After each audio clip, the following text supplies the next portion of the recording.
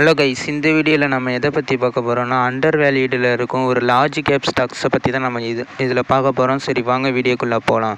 First நம்ம பார்க்க போகிற ஸ்டாக் என்னன்னு பார்த்தீங்கன்னா எஸ்பிஐ கார்ட்ஸ் தான். அதாவது கிரெடிட்ஸ் கார்டில் அவங்க தான் மார்க்கெட் லீடராக இருக்காங்க.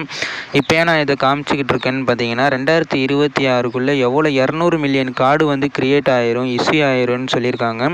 அப்போ இவ்வளோ கார்ட்ஸு வரப்போகுதுன்னா அப்போ ஃப்யூச்சரில் நிறையா க்ரோத் இருக்க போகுதுன்னு தான் அர்த்தம். அதில் மார்க்கெட் லீடராக இருக்கிறவங்க யாருன்னு பார்த்தீங்கன்னா HDFC பேங்க்கும் SBI பேங்க்ஸ் தான். அதாவது பார்த்தீங்கன்னா SBI கார்ட்ஸு இப்போ நம்ம ஸ்டாக்கு லிஸ்ட் ஆகிருக்கிறதுல பார்த்தீங்கன்னா SBI கார்ட்ஸ் அண்ட் பேமெண்ட்ஸ்னு ஒரு ஸ்டாக் இருக்குது. அது பார்த்தீங்கன்னா லிஸ்ட் ஆனதுலேருந்து நெகட்டிவ் ரிட்டர்ன் தான் கொடுத்துருக்கு. அதுவும் இல்லாமல் எவ்வளோ இது வச்சுருக்காங்கன்னு பாருங்கள். இந்தியா லார்ஜஸ்ட் பப்ளிக் செக்டர் லெண்டரில் ஸ்டேட் பேங்க் ஆஃப் இந்தியாவும் ஒன்று. அதில் பார்த்தீங்கன்னா டெபிட் கார்ட்ஸில் 24% ஷேர் வச்சுருக்காங்க. அதாவது யாருன்னு பார்த்தீங்கன்னா SBI கார்ட்ஸ் தான். அதுக்கப்புறம் பார்த்தீங்கன்னா HDFC பேங்க்ஸும் இருக்காங்க. இப்போ டெக்னிக்கல் அனலைஸ் பார்த்தீங்கன்னா SBI கார்ட்ஸில் பார்த்தீங்கன்னா லிஸ்ட் ஆனதுலேருந்து மேலேயும் கீழேயுமா போயிருக்கு. 2022 பார்த்தீங்கன்னா அப்படியே கீழே தான் வந்துக்கிட்டே இருக்குது பாருங்கள். இப்போ ரீசெண்டாக பார்த்தீங்கன்னா பாசிட்டிவாக ட்ரேட் ஆகிட்டு இருக்கு. அதுவும் பிரேக் அவுட் ஆன மாதிரி ட்ரெண்ட் லைனை உடச்சிட்டு மேலே போயிருக்கிற மாதிரி காமிச்சிருக்காங்க. இங்கேருந்து மேலே போணுச்சுன்னா நமக்கு ஒரு 20% கிட்ட இதில் ரிட்டர்ன் கிடைக்க வாய்ப்பு இருக்கிறதா நான் பார்க்குறேன். அதாவது பார்த்தீங்கன்னா பழைய ஹை தொட்டுச்சுன்னா நமக்கு பழைய ஹை தொட்டு 20% கிட்ட ஒரு ரிட்டர்ன்ஸ் கிடைக்க வாய்ப்பு இருக்குது. அதுவும் இப்போ எவ்வளோக்கு ட்ரேட் ஆகிக்கிட்டு இருக்குன்னு பார்த்தீங்கன்னா 737 கிட்ட ட்ரேட் ஆகிக்கிட்டு இருக்குது. அதுலேருந்து ஒரு மேலே பழைய ஹை எவ்வளோன்னு பார்த்தீங்கன்னா 800 கிட்ட 900 இருக்குது. 900 தான் நினைக்கிறேன். 930 900 போனாலே நமக்கு ஒரு 20% கிட்ட கிடச்சிரும். நீங்கள் இந்த ஸ்டாக்கில் இன்வெஸ்ட் பண்ணியிருக்கீங்களா மறக்காமல் கமெண்ட்டில் சொல்லுங்கள். இந்த ஸ்டாக்கில் இன்வெஸ்ட் பண்ணுறதுக்கு முன்னாடி நீங்களே ஃபண்டமெண்டல் அனலைஸ்லாம் பண்ணிவிட்டு இன்வெஸ்ட் பண்ணுங்கள். அப்போ தான் உங்களுக்கும் நல்லது. அடுத்ததான் நம்ம பார்க்க போகிற பேங்க் என்னன்னு பார்த்தீங்கன்னா HDFC பேங்க் தான். இந்த பேங்க்கில் நான் ஏன் இன்வெஸ்ட் பண்ண சொல்கிறேன்னு பார்த்தீங்கன்னா நானும் இன்வெஸ்ட் பண்ண போகிறேன். அதாவது ஏன்னு பார்த்தீங்கன்னா இதில் பார்த்தீங்கன்னா 3 இயர்ஸாக எந்த ரிட்டர்ன்ஸுமே கொடுக்கல. ஆனால் ஃபண்டமெண்டல் அனலைஸ் பண்ணி பார்த்தீங்கன்னா ஒவ்வொரு குவார்ட்டருக்கும் இயர் ஆன் இயருக்கும் நல்ல இம்ப்ரூவ்மெண்ட் கொடுத்துருக்காங்க.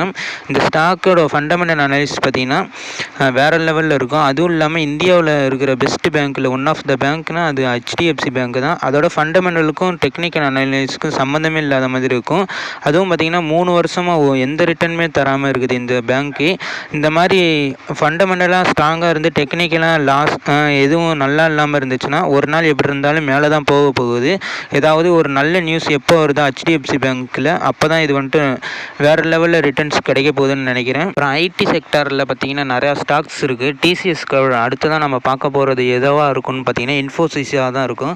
இந்த ஸ்டாக் பார்த்தீங்கன்னா எல்லா ஐடி செக்டாரில் இருக்கிற எல்லா ஸ்டாக்கும் பார்த்தீங்கன்னா கொரோனா முடிஞ்சதுலேருந்து கீழே தான் போய்கிட்டே இருந்திருக்கும். அதில் ஒன் ஆஃப் த ஸ்டாக்னால் இதுவும் சொல்லலாம். இன்ஃபோசிஸும் அதே மாதிரி தான். எல்லா ஐடி ஸ்டாக்ஸோட டெக்னிக்கல் அனலைஸும் பார்த்தீங்கன்னா ஒரே மாதிரியே தான் இருக்கும். நீங்கள் எதில் வேணாலும் இன்வெஸ்ட் பண்ணிக்கலாம். நான் இன்ஃபோசிஸில் ஏன் இன்வெஸ்ட் பண்ண போகிறேன்னு பார்த்தீங்கன்னா இதில் நல்ல டிவிடெண்டும் தராங்க. அதுவும் இல்லாமல் டெக் மகேந்திரா மாதிரி இதுலேயும் நல்லா டிவிடெண்ட் தராங்க. டெக்னிக்கல் அனலைஸும் ஒரே மாதிரி தான் இருக்கும். அதனால் நீங்கள் எந்த ஐடி செக்டாரில் வேணால் இன்வெஸ்ட் பண்ணிடலாம். அதுவும் லார்ஜ் கேப்பில் செகண்டாக இருக்கிறது எதுன்னு பார்த்தீங்கன்னா இந்த இன்ஃபோசிஸ் தான். TCSக்கு அடுத்து இதுதான் பெரிய ஐடி ஸ்டாக்கு. அடுத்ததாக நம்ம பார்க்க போகிறது எதுன்னு பார்த்தீங்கன்னா FMGCயில் இருக்கிற ஒரு ஸ்டாக் தான். அதாவது பார்த்தீங்கன்னா இந்த செக்டரில் இருக்கிற எல்லா ஸ்டாக்குமே பார்த்தீங்கன்னா இப்போ கீழே விழுந்துக்கிட்டு இருக்குது. ITC மாதிரி ஸ்டாக்லாம் சொல்லலாம். அதே மாதிரி இந்துஸ்தான் யூனிலிவர் பார்த்தீங்கன்னா 2020 19 ஒரே ப்ரைஸில் தான் இதாகிக்கிட்டே இருக்குது. ஏன்னா ஃபண்டமெண்டல் பார்த்தீங்கன்னா அப்படியே மேலே போய்கிட்டே இருக்குது. இது பார்த்தீங்கன்னா அப்படியே HDFC பேங்க் மாதிரியே இருக்கும். அதனால தான் இந்த ஸ்டாக்கில் நான் இன்வெஸ்ட் பண்ணலான்னு இருக்கேன். அதுவும் இல்லாமல் டிவிடெண்டும் நல்லா தராங்க. அதுவும் இல்லாமல் நான் சொன்ன எல்லா ஸ்டாக்குமே பார்த்தீங்கன்னா லார்ஜ் கேப்னால் பார்த்தீங்கன்னா கொஞ்சம் தான் ரிஸ்க் இருக்கும். அதுவும் இல்லாமல் ரிட்டர்ன்ஸு கொஞ்சமாக தான் கிடைக்கும். பார்த்தீங்கன்னா இந்த மாதிரி ஸ்டாக்லனா பார்த்தீங்கன்னா HDFCலாம் நெகட்டிவ் ரிட்டர்ன் தான் கொடுத்துருக்கு. இந்துஸ்தான்லேயும் நீங்கள் இன்வெஸ்ட் பண்ணியிருந்தீங்கன்னா உங்களோட பணம் நெகட்டிவில் தான் காமிச்சிக்கிட்டு இருக்கும். அதனால தான் சொல்கிறேன் லார்ஜ் கேப் ரொம்ப சேஃபு. அதுவும் இல்லாமல் கொஞ்சோண்டு தான் ரிஸ்க்கு, ரிட்டர்னும் கம்மி தான். இந்த மாதிரி லார்ஜ் கேப்லேயே நம்ம இன்னும் கொஞ்ச நாள் வெயிட் பண்ணோம்னா நல்ல ரிட்டர்ன்ஸே கிடைக்கும்னு நினைக்கிறேன்.